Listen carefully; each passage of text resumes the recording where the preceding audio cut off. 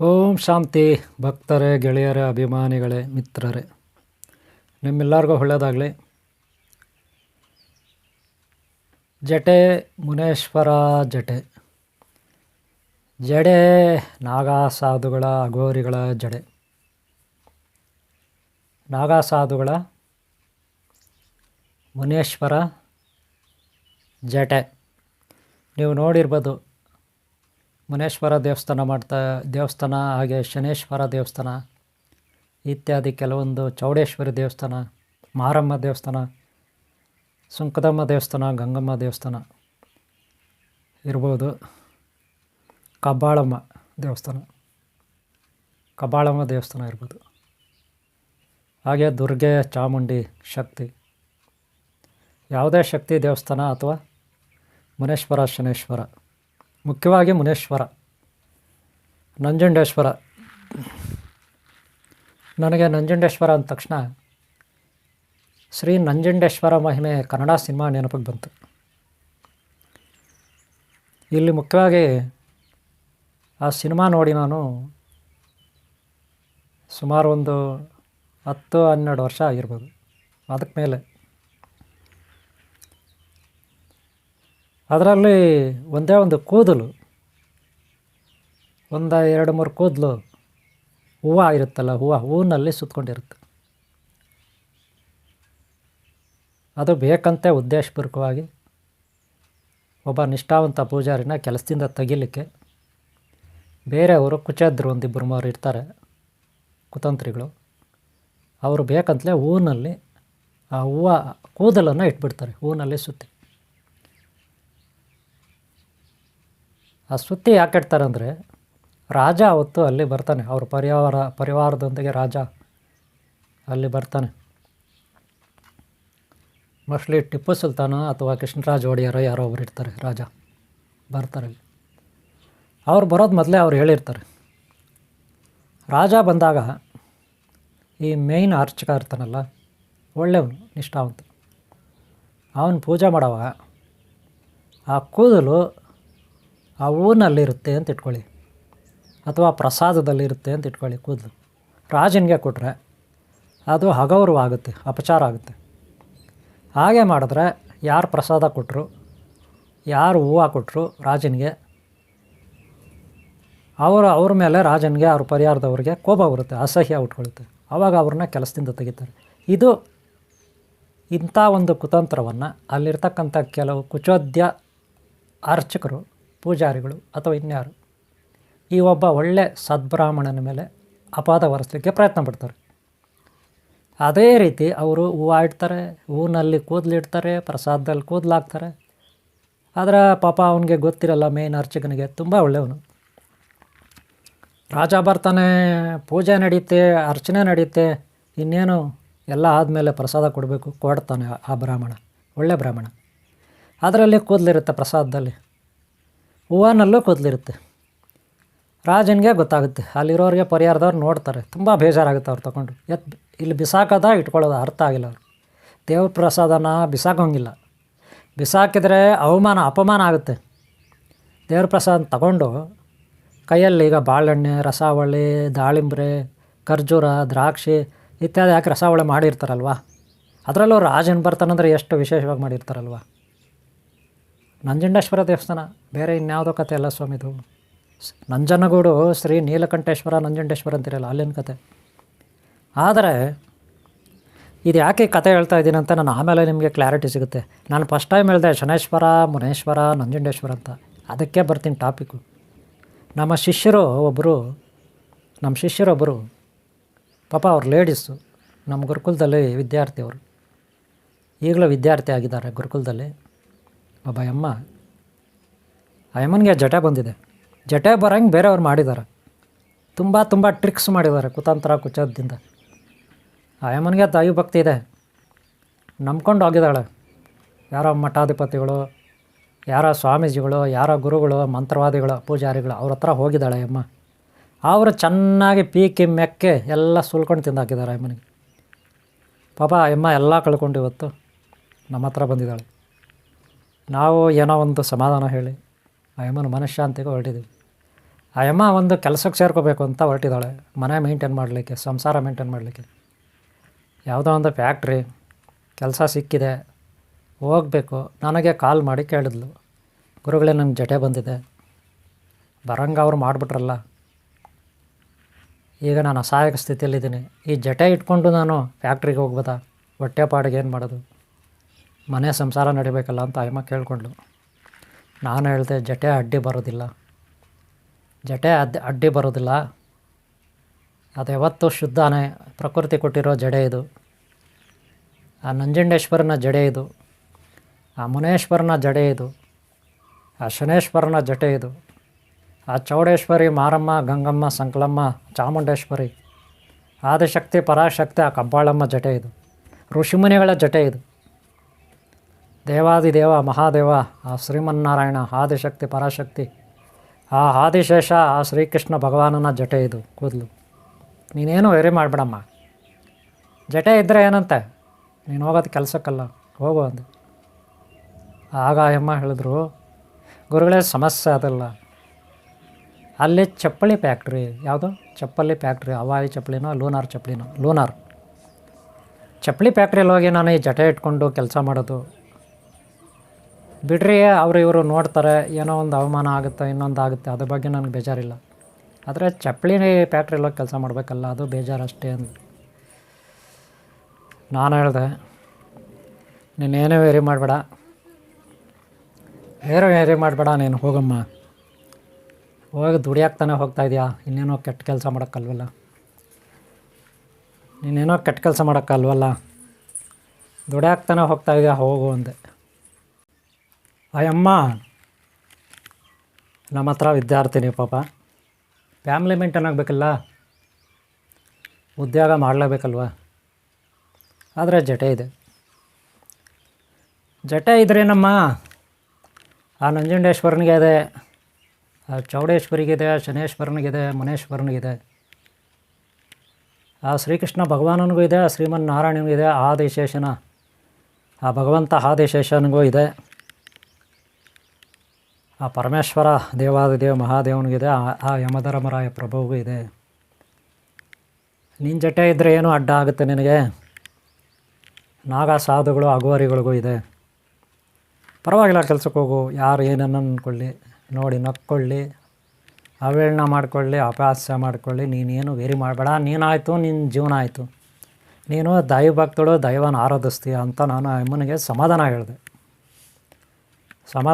ಹೇಳಿದೆ. ಆಮೇಲೆ ಈ ವಿಚಾರ ನಾನು ಯಾಕೆ ಹೇಳಿದೆ ಅಂದರೆ, ಇಲ್ಲಿ ನಂಜುಂಡೇಶ್ವರ ದೇವಸ್ಥಾನದಲ್ಲಿ ಒಬ್ಬ ಮೇಯ್ನ್ ಅರ್ಚಕನಿಗೆ ಅಪವಾದ ಹಾಕಿದರು, ಕೂದಲು. ಆ ಕೂದಲು ಅಂದರೆ ಏನು, ಕೂದಲಿನ ಮಹತ್ವ ಏನು, ಅವಮಾನನ ಅಪಮಾನನ ಅನ್ನೋದು ಇಲ್ಲಿ ಬರುತ್ತೆ. ಎಷ್ಟೋ ಜನ ಹೆಣ್ಮಕ್ಳು ಜಡೆ ಹಾಕ್ಕೊಳ್ತಾರೆ, ಹೆಣ್ಣನ್ನು ಭಾಳ ಕೀಳಾಗಿ ಗಂಡಸರು ನೋಡ್ತಾರೆ ಅನ್ನೋ ಒಂದು ಅವಮಾನವೂ ಇದೆ, ಅಪಮಾನವೂ ಇದೆ, ಆರೋಪವೂ ಇದೆ ಅಲ್ವಾ. ಹೆಣ್ಣು ಕೀಳು, ಜಡೆ ಹಾಕ್ಕೊಬಿಟ್ಟಿರ್ತಾಳೆ, ಗಂಡು ಮೇಲೂ ಮೀಸೆ ಇದೆ ಅವನಿಗೆ, ಗಂಡಿಗೆ, ಈ ರೀತಿ ಇರ್ತದೆ. ನನ್ನ ಪ್ರಕಾರ ಇಲ್ಲಿ ಹೆಣ್ಣಾಗಲಿ ಗಂಡಾಗಲಿ ಬೇರೆ ಇನ್ಯಾನೋ ಆಗಲಿ ಭೇದ ಭಾವ ಇಲ್ಲ, ಎಲ್ಲರೂ ಸರಿ ಸಮಾನರೇ. ಇಲ್ಲಿ ಯಾರೂ ಮೇಲಿಲ್ಲ, ಯಾರೂ ಕೀಳಿಲ್ಲ, ಎಲ್ಲರೂ ಸರಿ ಸಮಾನರೇ. ಪರಸ್ಪರ ಒಬ್ಬರಿಂದ ಒಬ್ಬರಿಗೆ ಸಹಕಾರ ಬೇಕು. ಹೆಣ್ಣು ಮಕ್ಕಳು ಮಾಡ್ತಾಳೆ ಗರ್ಭ ಧರಿಸಿ, ಗಂಡು ಸಹಕಾರಿ ಆಗ್ತಾನೆ ಸಂಸಾರ ಮಾಡಲಿಕ್ಕೆ, ಮಕ್ಕಳು ಸಾಗಲಿಕ್ಕೆ, ಸಮಾಜದಲ್ಲಿ ಒಂದು ಉನ್ನತಿಗೆ ಪರಸ್ಪರ ಗಂಡು ಹೆಣ್ಣು ಹಾಗೂ ಇತರೆ ವರ್ಗದವರು ಸಹಾಯ ಬೇಕು, ಸಹಕಾರ ಬೇಕು. ಇಲ್ಲದೇ ಆದರೆ ಹೆಂಗಾಗುತ್ತೆ, ಯಾವುದೂ ನಡೆಯಲ್ಲ. ಒಂದು ಕ್ರಿಮಿ ಕೀಟಾದಿಯಿಂದ, ಒಂದು ಗಿಡ ಮರ ಬಳ್ಳಿಯಿಂದ ಈ ಜಗತ್ತಿನಲ್ಲಿ ಪ್ರತಿ ಪ್ರಾಣಿನೂ ಸಹ ನಮಗೆ ಸಹಕಾರಿಯಾಗಿರುತ್ತೆ, ಈ ಪ್ರಕೃತಿ ಸಹಕಾರಿಯಾಗಿರುತ್ತೆ ಪ್ರತಿಯೊಂದು ಅಲ್ವಾ. ಸ್ವಲ್ಪ ವಿರೋಧ ಇದ್ದೇ ಇರುತ್ತೆ, ಎಲ್ಲ ಕಡೆ ವಿರೋಧ ಇರುತ್ತೆ, ಕಿರಿಕಿರಿ ಇರುತ್ತೆ, ಬ್ಯಾಡ್ ಕಾಮೆಂಟ್ಗಳಿರುತ್ತೆ, ಅವೆಲ್ಲ ಸಹಜ. ಅವೆಲ್ಲ ನಾವು ಮೆಟ್ಟಿ ನಿಲ್ಲಬೇಕು, ಸರಿ ಮಾಡ್ಕೋಬೇಕಷ್ಟೆ ಅಲ್ವಾ. ಇಲ್ಲೇನಾಯ್ತು ಅಂದರೆ, ದೇವಸ್ಥಾನದಲ್ಲಿ ರಾಜನಿಗೆ ಅವ್ರ ಪರಿವಾರದವ್ರಿಗೆ ಬ್ರಾಹ್ಮಣ ಕೊಟ್ಟ, ಕೂದಲಿತ್ತು ಪ್ರಸಾದದಲ್ಲಿ ಒಟ್ಟ. ಆಗ ಅವ್ರಿಗೆ ಬೇಜಾರಾಯಿತು, ಪ್ರಸಾದನ ಬಿಸಾಕಬೇಕೋ ಬಿಸಾಕಬಾರ್ದು ಅಂತ ಗೊಂದಲ ಆಯಿತು. ಅವರು ನೀಟಾಗಿ ಒಂದು ತಟ್ಟೆಯಲ್ಲಿ ಹಾಕಿ ಆ ಬ್ರಾಹ್ಮಣ ಮಾಡಿದ್ದು ತಪ್ಪು ಅಂತ ಅವರು, ರಾಜ ಒಳ್ಳೆಯವನು, ಆದಷ್ಟು ಒಳ್ಳೆಯವನು ರಾಜ, ತಾಳ್ಮೆ ಇತ್ತು. ಆತನಿಗೆ ಕೇಳ್ದ, ನೀನು ಈ ರೀತಿ ಮಾಡ್ಬೋದಾ? ಕರ್ತವ್ಯ ನಿರತನಾಗಿರೋವನು, ಒಬ್ಬ ಬ್ರಾಹ್ಮಣನಾಗಿ ಪೂಜೆ ಮಾಡೋವನು, ಒಬ್ಬ ಪೂಜಾರಿ ನೀನು ಈ ರೀತಿ ಮಾಡ್ಬೋದಾ ಅಂತ ಹೇಳಿದ್ರು.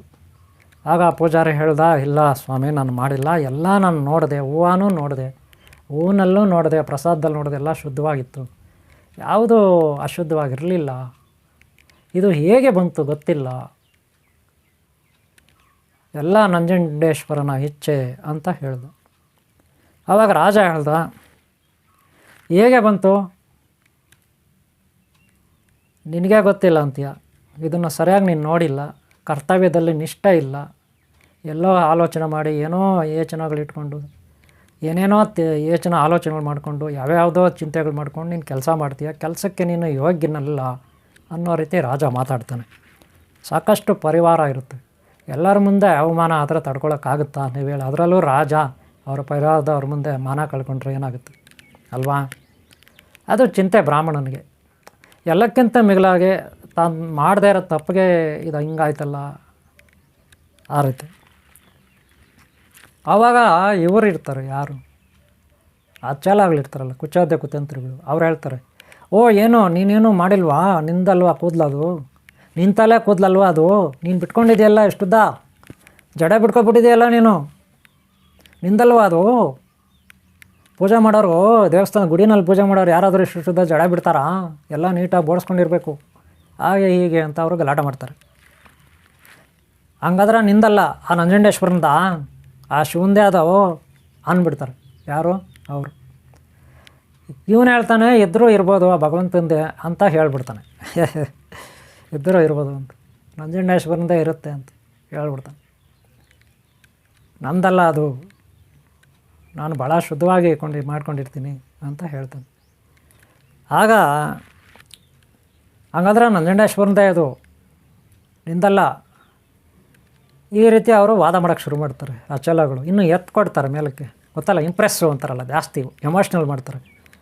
ಆವಾಗ ರಾಜನಿಗೂ ಯಾಕೋ ಆ ದುಷ್ಟರು ಹೇಳೋದನ್ನು ಕೇಳಿ ರಾಜನಿಗೂ ಒಂದು ಸ್ವಲ್ಪ ಮತ್ತೆ ಕೆಟ್ಟಾಗುತ್ತೆ ಅನಿಸುತ್ತೆ. ಹಂಗಾದ್ರೆ ನಿಂದಲ್ವ ಅದು ನಂಜುಂಡೇಶ್ವರದ ಅಂತ ರಾಜನೂ ಹೇಳ್ಬಿಡ್ತಾನೆ. ಇರ್ಬೋದು ಮಹಾರಾಜ ಅಂದ್ಬಿಡ್ತಾನೆ. ಅವಾಗ ಇನ್ನೂ ಕೋಪ ಬರುತ್ತೆ, ರಾಜನಿಗೆ ಕೋಪನ ಬಂದ್ಬಿಡುತ್ತೆ. ಸರಿ, ನಂಜುಂಡೇಶ್ವರಂದ ಅದು, ಹಂಗಾದ್ರೆ ಪ್ರೂಫ್ ಮಾಡು, ತೋರಿಸು, ಆ ನಂಜುಂಡೇಶ್ವರನ ಬಂದು ಹೇಳಲಿ, ನಂಜುಂಡೇಶ್ವರ ಬಂದು ಹೇಳಿದ್ರೆ ನಂದೇ ಅಂತ ಅವಾಗ ನೀನು ಕೆಲಸದಲ್ಲಿ ಇಲ್ಲಿರ್ತಿ, ಇಲ್ಲಾಂದರೆ ನಿನಗೆ ಶಿಕ್ಷೆ ತಪ್ಪಿದ್ದಲ್ಲ ಅಂತ ರಾಜ ಹೇಳ್ಬಿಡ್ತಾನೆ. ಕೋಪ ಬಂದ್ಬಿಡ್ತಾನೆ ರಾಜನಿಗೆ. ಯಾಕೆಂದರೆ ಈ ಕೆಟ್ಟವ್ರ ಮಾತು ಕೇಳಿ ಕೇಳಿ ಕೇಳಿ ಕೇಳಿ ಅವ್ರಿಗೂ ಮತ್ತೆ ಕೆಟ್ಟಾಗುತ್ತೆ. ಅದೇನೋ ಹೇಳ್ತಲ್ಲ, ರಾಯನ್ ಕುದುರೆ ಬರ್ತಾ ಬರ್ತಾ ಏಸರು ಕತ್ತೆ ಆಯಿತು ಅಂತ, ಹಂಗೆ ಇಲ್ಲೇ ಆಗುತ್ತದೆ. ರಾಜ ಬರ್ತಾ ಬರ್ತಾ ಚೇಲಾಗಳೇಳೋ ಮಾತು ಕೇಳಿ ಕೇಳಿ ಅವನು ಹಂಗೆ ಆಗುತ್ತಾನೆ. ಸರಿ, ಆಮೇಲೆ ಒಂದು 2 days 3 days ಟೈಮ್ ಕೊಡ್ತಾರೆ. ದೇವರೇ ಬಂದು ಹೇಳಬೇಕು, ನಂಜುಂಡೇಶ್ವರ ಬಂದು, ಇಲ್ಲಾಂದರೆ ನಿನ್ನ ಕತೆ ಅಷ್ಟೇ ಅನ್ನೋ ಥರ. ಆಮೇಲೆ ಈತ ಪ್ರಾರ್ಥನೆ ಮಾಡ್ತಾನೆ, ಇನ್ನೊಂದು ಮಾಡ್ತಾನೆ, ಪೂಜೆ ಮಾಡ್ತಾನೆ, ತಪಸ್ ಮಾಡ್ತಾನೆ, ಜಪ ಮಾಡ್ತಾನೆ. ಲಾಸ್ಟ್ಗೆ ನಂಜುಂಡೇಶ್ವರ ಪ್ರತ್ಯಕ್ಷ ಆಗ್ತಾನೆ. ಅವ್ರಿಗೆ ಕನಸಿನಲ್ಲಿ ಬರ್ತಾನೋ ರಾಜನಿಗೆ ಏನೋ ಗೊತ್ತಿಲ್ಲ, ಅಥವಾ ಪ್ರತ್ಯಕ್ಷ ಆಗ್ತಾನೋ ಗೊತ್ತಿಲ್ಲ, ಸಿನಿಮಾನಲ್ಲಿ ಒಂದೊಂದು ಥರ ತೋರಿಸ್ತಾರೆ ಬಿಡಿ. ಒಟ್ಟಿನಲ್ಲಿ ರಾಜನಿಗೆ ಸಾಕ್ಷಾತ್ಕಾರ ಆಗುತ್ತೆ. ಅದು ನಂಜುಂಡೇಶ್ವರನದೇ ಕೂದಲು ಜಟೆದು, ನಂಜುಂಡೇಶ್ವರನ ಜಟೆದು ಅಂತ. ಅಲ್ಲಿಗೆ ಲೈನ್ ಕ್ಲಿಯರ್ ಆಗುತ್ತೆ. ಆಮೇಲೆ ಅವರು ಆ ಮಹಾನ್ ಭಾವನ ಹತ್ರ ಕ್ಷಮೆ ಕೇಳ್ಕೊಳ್ತಾರೆ. ಆದಷ್ಟು ಬಹುಮಾನ ಕೊಡ್ತಾರೆ, ಕಾಣಿಕೆ ಕೊಡ್ತಾರೆ, ಗುರುದಕ್ಷಿಣೆ ಕೊಡ್ತಾರೆ. ರಾಜ ಮಹಾರಾಜ ಅವ್ರ ಪರಿವಾರದವರು ಎಲ್ಲ ಕೊಟ್ಟು, ರಾಣಿ ಮಹಾರಾಣಿ ರಾಜ ಎಲ್ಲ ಕೊಟ್ಟವರು, ಅವರ ಪರಿವಾರದವರೆಲ್ಲ ಆ ಬ್ರಾಹ್ಮಣನಿಗೆ ಸತ್ಕಾರ ಮಾಡಿ ಕ್ಷಮೆ ಕೇಳ್ಕೊತಾರೆ. ಹಾಗೆ ಅವ್ರ ಕುಚಾದ್ಯ ಕುತಂತ್ರಿಗಳು ತಪ್ಪು ಮಾಡಿರೋದಂತ ಗೊತ್ತಾಗುತ್ತೆ, ಅವ್ರನ್ನ ಎತ್ತಿ ಜೈಲ್ಗಡ್ತಾರೆ. ಇದು ಕತೆ. ಭಗವಂತನ ನಂಬಿದರೆ ಯಾವತ್ತೂ ನಮ್ಮ ಕೈ ಬಿಡಲ್ಲ ಅಲ್ವಾ? ನಮ್ಮ ವಿದ್ಯಾರ್ಥಿನಿ ಜಡೆ ಇದೆ, ಏನು ಮಾಡೋದು? ಈ ಜಡೆ ಇದ್ದರೆ ಏನು ಮಾಡೋದು? ಯಾವ ರೀತಿ ಅಲ್ಲೆಲ್ಲ ಹೋದಾಗ ಎಲ್ಲರೂ ನೋಡ್ತಾರೆ ಜಟೆನ ಅಂತಾರೆ. ಈ ಜಟೆಗಳಲ್ಲಿ ತಾನಾಗೆ ದೈವ ಇಚ್ಛೆಯಿಂದ ಬರುತ್ತೆ ಒಂದು. ಇನ್ನು ಕೆಲವರು ಬೇಕಂತಲೇ ತೋರಿಸ್ಕೊಳ್ಳೋಕ್ಕೆ, ಜನಗಳಿಗೆ ಭಯ ಆಗಿಸೋಕ್ಕೆ ಕೆಮಿಕಲ್ ಅಂದರೆ ರಾಸಾಯನಿಕ ಪದಾರ್ಥಗಳು ಯೂಸ್ ಮಾಡಿ ಜಟೆ ಮಾಡ್ಕೊತಾರೆ. 2 ವಿಧ ಇರುತ್ತೆ. ರಾಸಾಯನಿಕ ಪದಾರ್ಥಗಳು ಯೂಸ್ ಮಾಡ್ತಾರೆ ಕೆಲವರು, ಆ ಜಟೆನ ಭಯಾನಕವಾಗಿ ಸೃಷ್ಟಿ ಮಾಡ್ಕೊಳ್ತಾರೆ. ಒಂದು ವಿಧ. ಇನ್ನೊಂದು ವಿಧ ಭಗವಂತನೇ ಸಾಕ್ಷಾತ್ತಾಗಿ ಅದನ್ನು ಕೊಡ್ತಾನೆ. ನಾವು ಯಾವಾಗಲೂ ದೈವ ಕೊಟ್ಟಿದ್ದನ್ನು ಮಾತ್ರ ತೊಗೋಬೇಕು. ಆಟೋಮೆಟಿಕ್ಕಾಗಿ ಗಿಮಿಕ್ಸ್ ಮಾಡೋಕ್ಕೆ ಹೋಗ್ಬಾರ್ದು. ಅದು ಅಪರಾಧ ಅಲ್ವಾ, ತಪ್ಪು, ವಂಚನೆ ಮಾಡ್ದಂಗೆ ಆಗುತ್ತೆ. ಜನಕ್ಕೆ ಭಯ ಹಾಕ್ಸೋದಲ್ಲ, ಭಕ್ತಿ ಹುಟ್ಟಿಸ್ಬೇಕು. ಭಕ್ತಿ ಜನರಲ್ಲಿ ನಮ್ಮನ್ನು ನೋಡಿದ್ರೆ ಅವ್ರಿಗೆ ಭಕ್ತಿ ಬರಬೇಕು, ಗೌರವ ಇರಬೇಕು ನಮ್ಮ ಮೇಲೆ. ಅದೇ ನಾವು ವೇಷಭೂಷಣ ಹಾಕ್ಕೊಂಡು ವಿಚಿತ್ರವಾಗಿ ಜನಕ್ಕೆ ಭಯ ಹುಟ್ಟಿಸ್ಕೊಂಡು ಅವ್ರ ಕಿವಿನಲ್ಲಿ ಏನೇನೋ ಪುಂಗಿ ಊದಿ ಅವ್ರ ತಲೆ ಕೆಡಿಸಿ ಅವ್ರ ಹತ್ರ ದುಡ್ಡು ಪೀಕೋದು, ಅವ್ರಿಗೆ ಮೋಸ ವಂಚನೆ ಮಾಡೋದು, ಅಮಾಯಕತ್ವದ ಮೇಲೆ ಆಟ ಆಡಿದ್ರೆ ಅದು ಯಾವತ್ತಿಗೂ ಒಳ್ಳೆಯದಲ್ಲ. ಮುಂದೆ ಮಾಡಿದುಣ್ಣ ಮಾರಾಯ, ಉಣ್ಲೇಬೇಕು, ಬೇರೆ ದಾರಿಲ್ಲ ಅಲ್ವಾ. ನಾಗ ಸಾಧುಗಳು ಜಡೆ ಹಾಕ್ತಾರೆ, ನೋಡಿರಬೇಕು. ಚೈನಾದಲ್ಲಿ, Japan, Malaysia, Bangkok Malaysia, Nepal, ಇಲ್ಲೆಲ್ಲ ಕುಂಗ್ಪುಗಳಿರ್ತಾರೆ, ಕರಾಟೆ ಕುಂಗ್ಪುಗಳು. ಅವರೆಲ್ಲ ಹಿಂದ್ಗಡೆ ಒಂದು ಜಡೆ ಹಾಕಿರ್ತಾರೆ. ಅವರು ಸೇಮ್ ಇಷ್ಟೇ ಗಡ್ಡ ಇರ್ತದೆ. ಇದೆಲ್ಲ ಏನು ಗಡ್ಡ ಇರೋಲ್ಲ, ಕೂದಲು ನಮ್ಮ ಥರನೇ ಇರ್ತದೆ. ಕೂದಲು ಮಾತ್ರ ಜಡೆ ಹಾಕಿರ್ತಾರೆ, ಹಿಂದಕ್ಕೆ ಇರ್ತದೆ. ಕರಾಟೆ ಮಾಸ್ಟ್ರುಗಳೆಲ್ಲ ನೀವು ನೋಡಿರಬೇಕು, ಬೇರೆ ದೇಶಗಳು. ಅದರಲ್ಲೂ ಚೈನಾ, ನೇಪಾಳ. ಯಾಕೆ ಜಡೆ ಅಂತ ಲಾಸ್ಟ್ ಟೈಮ್ ನಾನು ಮೂಲಾಧಾರ ಚಕ್ರ ಹಿಂದ್ಗಡೆ ಕುಂಡಲಿನಿ ಮಹಾಶಕ್ತಿ. ಮೂಲಾಧಾರ ಚಕ್ರ ನಮ್ಮ ಬೆನ್ನುಮೂಳೆಯ ಕೊನೆಯ ಭಾಗದಲ್ಲಿ ಮೂಲಾಧಾರ ಚಕ್ರದ ಶಕ್ತಿ ಇರುತ್ತೆ. ಅಲ್ಲಿ ಮೂಲಾಧಾರ ಚಕ್ರ, ಅಲ್ಲಿ ಶಕ್ತಿ ಇರುತ್ತೆ. ಅಲ್ಲಿಂದ ಒಂದೊಂದು ಚಕ್ರನೂ ಆ ಜಡೆ ಮೂಲಕ ಜಡೆನಲ್ಲಿ ಎಲೆಕ್ಟ್ರಾನ್ಸ್ ಇರುತ್ತೆ. ಮಾಮೂಲಿ ಒಂದು ಪ್ಲಾಸ್ಟಿಕ್ ಪೇಪರ್ನಲ್ಲೇ ನೀವು ಹಿಂಗೆ ಅಂದ್ಬಿಟ್ರೆ ಅದು ಇಟ್ಕೊಳ್ಳುತ್ತೆ. ಪೂರಿ ಏನಾದರೂ ಹಾಕಿರೋ ಪೇಪರ್ನಲ್ಲಿ, ಕಳ್ಳೆ ಪೂರಿ ಹಾಕಿರೋ ಪೇಪರ್ನ ಹಿಂಗೆ ಹಾಕಿದ್ರು ಕೂಡ ಆ ಪೂರಿಗಳು ಅಂಟ್ಕೊಂಡಿರ್ತವೆ. ಬಾಚಣಿಗೆನಲ್ಲಿ ನೀವು ತಲೆ ಚೆನ್ನಾಗಿ ಬಾಚಿಬಿಡಿ, ತಲೆನ ಬಾಚಣಿಗೆನಲ್ಲಿ, ಪ್ಲಾಸ್ಟಿಕ್ ಬಾಚಣಿಗೆನಲ್ಲಿ ಬಾಚಿಬಿಟ್ಟು ಪೇಪರ್ಗಳಲ್ಲೆಲ್ಲ ಹಾಕಿ ಆ ಪೇಪರ್ಗಳ ಹತ್ರ ಇಡಿ, ಎಲ್ಲ ಅಂಟ್ಕೊಳ್ತವೆ. ನಮ್ಮ ಸ್ಕೂಲುಗಳಲ್ಲೆಲ್ಲ ಇದು ಮಾಡಿ ತೋರಿಸೋರು. ಘರ್ಷಣೆ ಆದಾಗ ಎಲೆಕ್ಟ್ರಾನ್ಸಲ್ಲಿ ಇದಾಗುತ್ತೆ. ಹಾಗೆ ಮೋಡಗಳು, ಒಂದಕ್ಕೊಂದು ಮೋಡು ಡಿಕ್ಕಿ ಹೊಡೆದಾಗ ಅಲ್ಲಿ ಸಿಡಿಲು ಗುಡುಗು ಉಂಟಾಗುತ್ತೆ. ಅಂದರೆ ಶಾರ್ಟ್ ಸರ್ಕ್ಯೂಟ್ ಆಗುತ್ತೆ.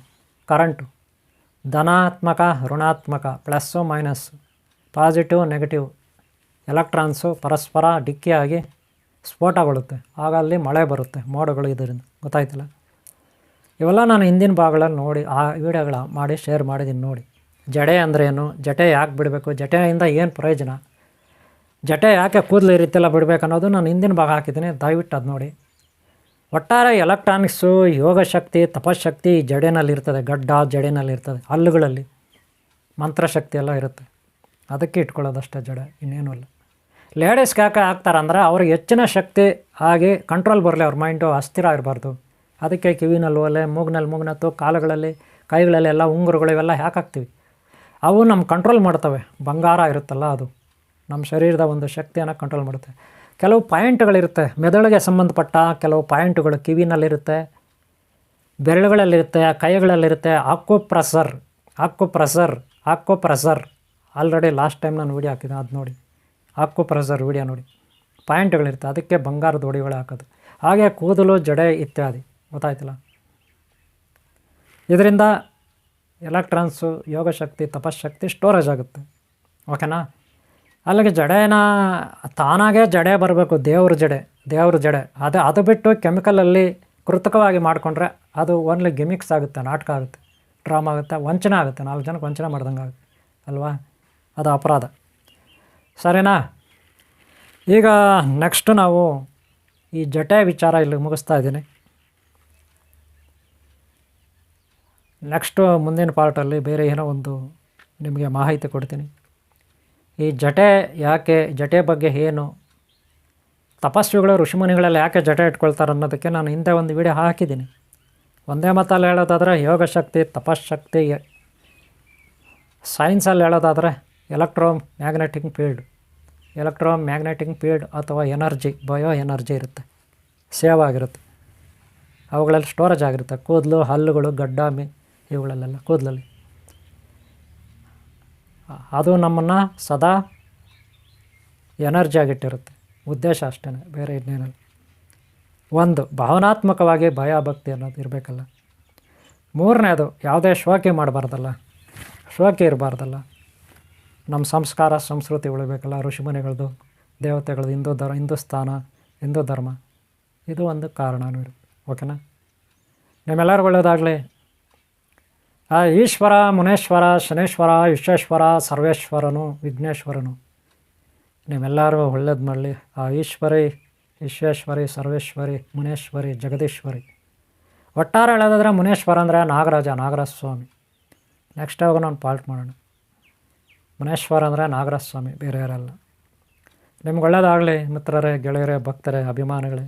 ನಿಮ್ಮನ್ನು ಯಾರು ಇಷ್ಟಪಡ್ತಾರೆ ಅವ್ರಿಗೆ ಒಳ್ಳೇದಾಗಲಿ. ಈ ವಿಡಿಯೋ ಇಷ್ಟ ಆದರೆ ಒಂದೇ ಒಂದು ಲೈಕ್ ಮಾಡಿ. ಸಬ್ಸ್ಕ್ರೈಬ್ ಆಗಲ್ಲ ಅಂದರೆ ಹಿಂದಿನ ವಿಡಿಯೋ ಸಬ್ಸ್ಕ್ರೈಬ್ ಮಾಡ್ಕೊಳ್ಳಿ. ಮುಂದಿನ ಭಾಗಗಳು ನೋಡಿ, ಮುಂದೆ ಹಾಕೋ ವಿಡಿಯೋಗಳು ನೋಡಿ, ಹಿಂದಿನ ಭಾಗಗಳು ತಪ್ಪದೇ ನೋಡಿ. ಅಲ್ಲಿ ಹೆಚ್ಚಾಗಿ ಮಾಹಿತಿ ಕೊಟ್ಟಿದ್ದೀನಿ. ನಿಮ್ಗೆ ಒಳ್ಳೇದಾಗಲಿ ಸದಾ. ಆ ವಿಶ್ವೇಶ್ವರ ಸರ್ವೇಶ್ವರ ಮುನೇಶ್ವರ ವಿಶ್ವೇಶ್ವರಿ ಸರ್ವೇಶ್ವರಿ ಶನೇಶ್ವರ ಅವರೆಲ್ಲರ ಆಶೀರ್ವಾದ, ವಿಘ್ನೇಶ್ವರನ ಆಶೀರ್ವಾದ ನಿಮಗಿರಲಿ. ವಿಘ್ನೇಶ್ವರಿ ಆಶೀರ್ವಾದ ನಿಮಗಿರಲಿ. ಓಂ ಶಾಂತಿ, ಓಂ ಶಾಂತಿ, ಓಂ ಶಾಂತಿ.